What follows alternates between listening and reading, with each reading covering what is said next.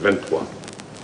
Tout ça pour dire au total que la justice n'a pas trop communiqué sur les enquêtes ouvertes à la suite du rapport de la Cour des comptes, mais soyez assurés qu'un travail d'enquête et d'investigation très poussé est en train d'être mené par les enquêteurs qui sont saisis de toute l'étendue du rapport pour enquêter, situer des responsabilités à l'intention des autorités de poursuite que sont le procureur de la République près le tribunal de grande instance de Dakar, le procureur de la République près le tribunal de grande instance de Pikine-Guédiawaye, et tout ça sous l'autorité du parquet général que j'ai la charge de représenter.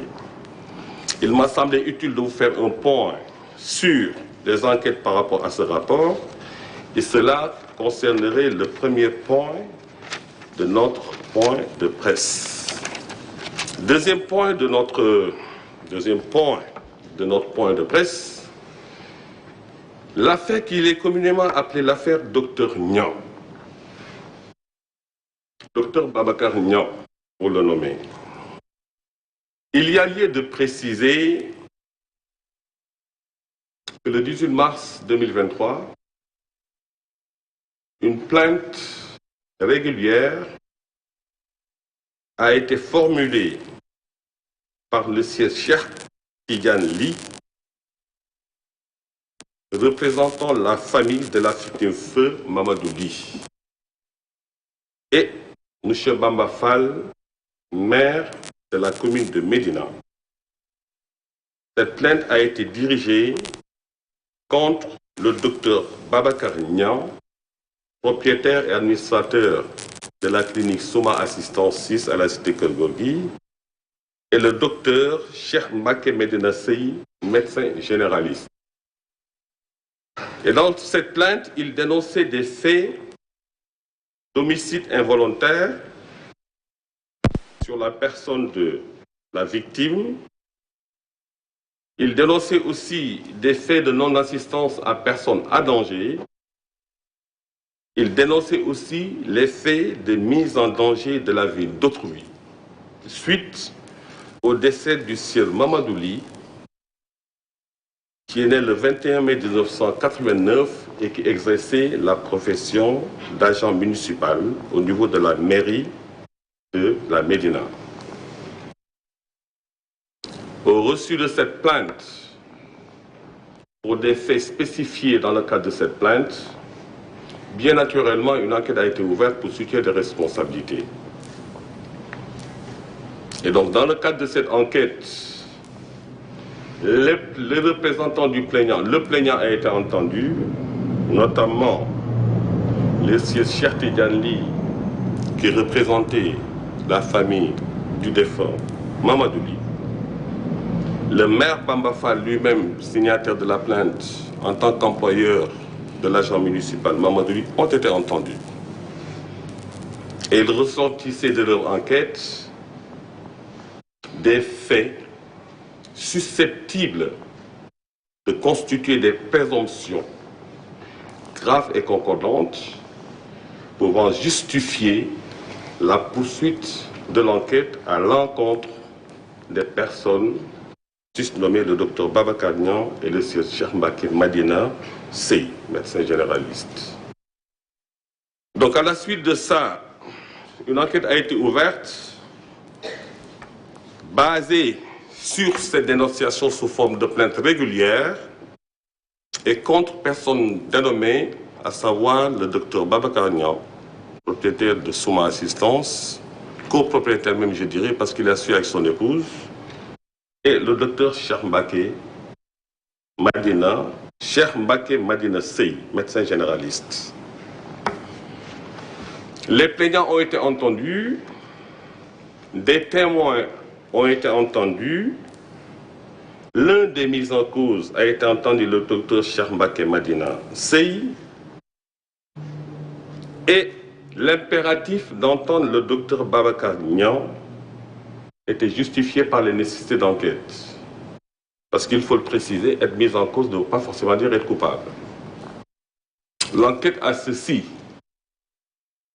je dirais, d'impartial, parce que c'est le prétexte ou l'occasion de permettre aux mises en cause de donner sa version objet des faits dénoncés et d'avoir l'occasion, judiciairement, dans le cadre d'une enquête régulière, de se disculper. Donc vous noterez que ce n'est pas que systématiquement une personne fait l'objet d'une plainte qu'il est automatiquement coupable. Ce n'est pas que systématiquement une personne fait l'objet d'une plainte ou de poursuite d'audition dans le cadre d'une enquête préliminaire que la conséquence évidente en a tiré, c'est qu'il fait l'objet d'un traitement pour quelque motif que ce soit. Donc je disais tantôt que la plainte a été déposée le 18 mars. Les enquêteurs de la sûreté urbaine ont pris sur eux de convoquer le docteur Babacar Niang.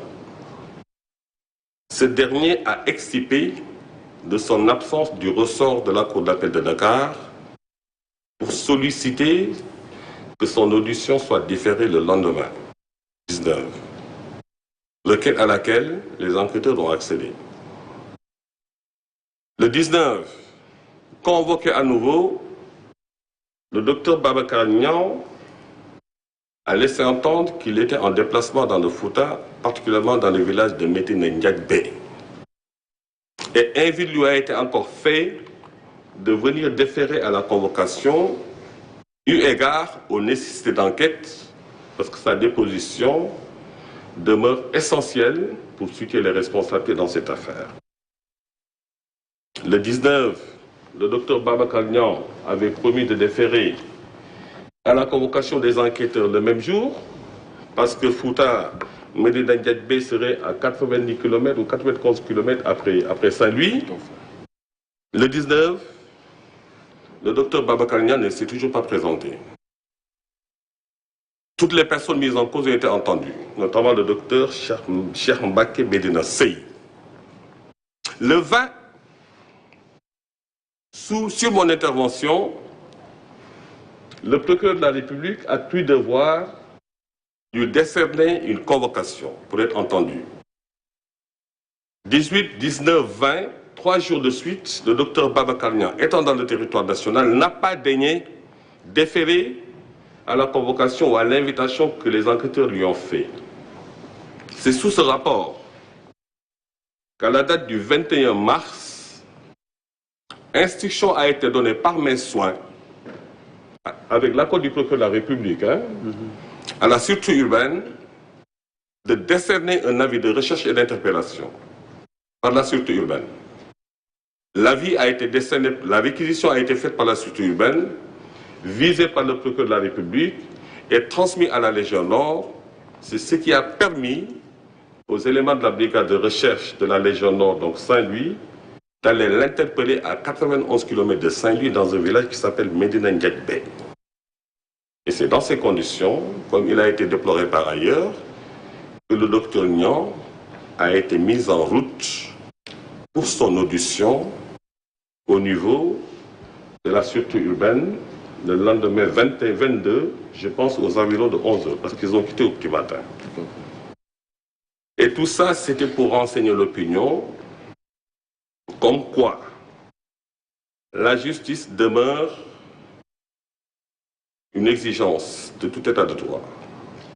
Et aucun citoyen, qui qu'il puisse être, de quelque bord qu'il se trouve, ne peut pas, pour quelque raison que ce soit, tenter de se soustraire à son action. Et donc, en tout état de droit, l'invite lui a été fait 2 ou 3 fois. L'attente a duré, eu égard à l'urgence que tout le monde connaît et que tout le monde partage, du 18 jusqu'au 22, il était impératif que les enquêteurs usent des moyens légaux que leur offre le Code de procédure pénale dans le cadre d'un état de droit pour le contraindre à venir déférer à la convocation. C'est d'autant que, au niveau de sa clinique, les faits se sont passés. Et les faits se sont passés. On ne va pas revenir sur le déroulé de la prise en charge de la victime Amadouli depuis le lieu des manifestations à bord de l'ambulance de Souma Assistance jusqu'à sa conduite à la clinique où ses parents se sont présentés et se sont acquittés.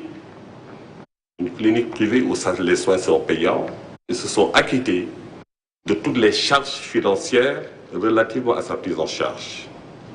C'est ainsi qu'à sa conduite, il a été consulté. Un diagnostic a été posé,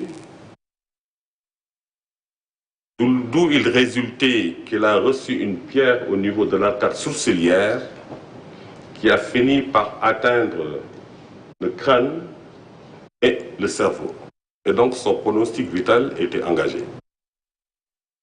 À la suite de ça, le mode de fonctionnement de la clinique Souma est de recourir à des sachants, des spécialistes, si toutefois le diagnostic d'un patient le justifiait.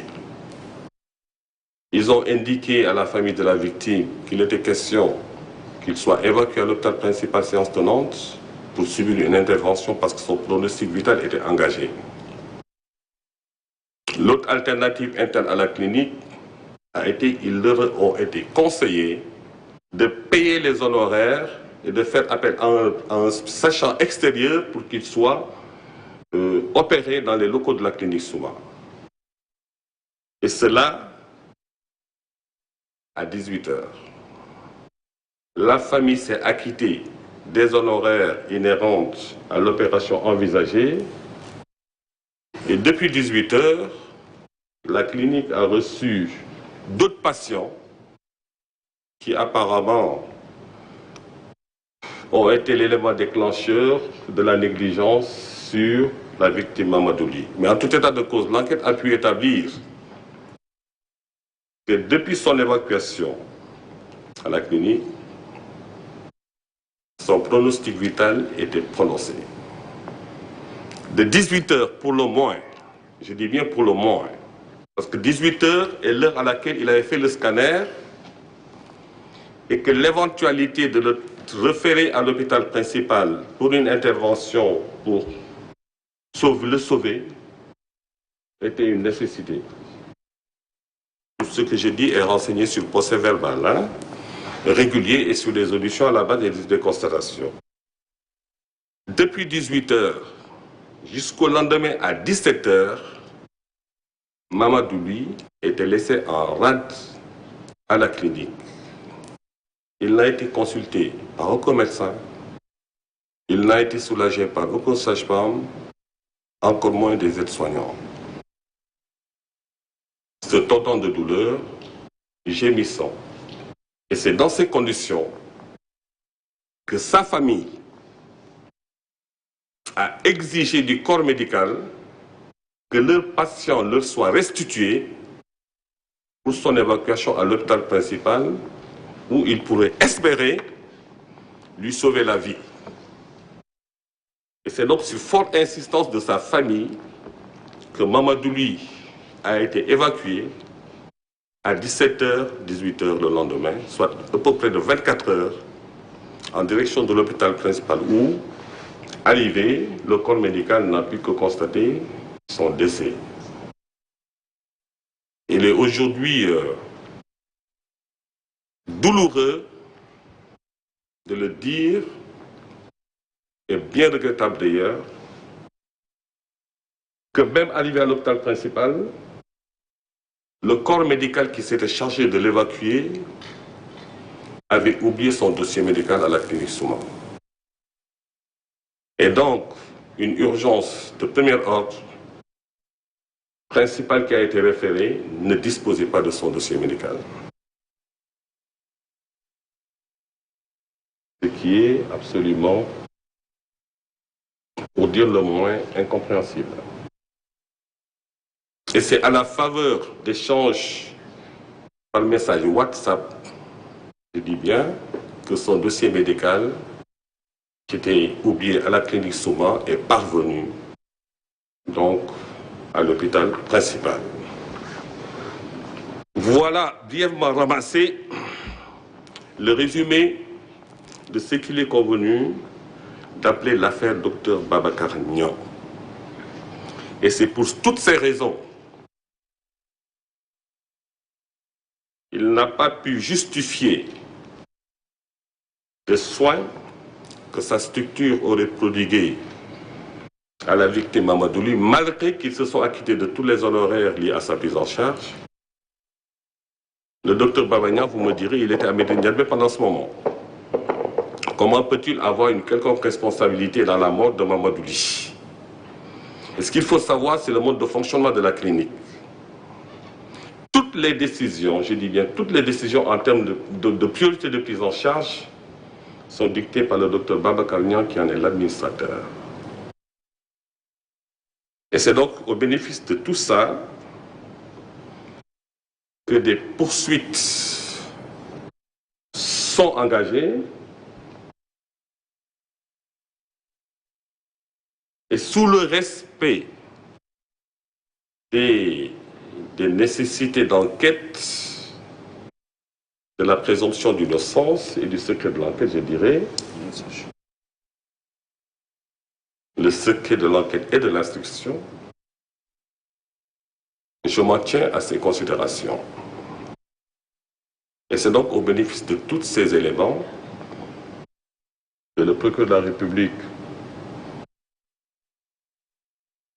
l'autorité du procureur général, enfin le parquet de manière générale, dans son ensemble qui est indivisible, a estimé devoir engager des poursuites. Déjà une mesure de garde à vue a été prononcée à son encontre, et il a estimé devoir engager des poursuites contre le docteur Babacar Niang, le docteur Cheikh Mbacké Medina Sey, pour des faits d'homicide involontaire, de non-assistance à personne en danger, de mise en danger de la vie d'autrui, dont serait victime Mamadouli.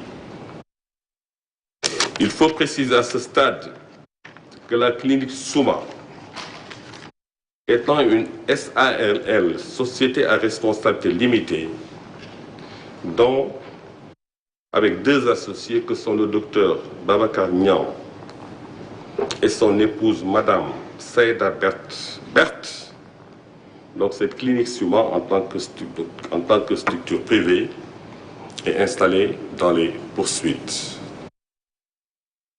Et le dossier fera l'objet d'une information judiciaire dont le traitement, à partir de ce moment, relèvera de la compétence d'un juge d'instruction qui sera incessamment saisi.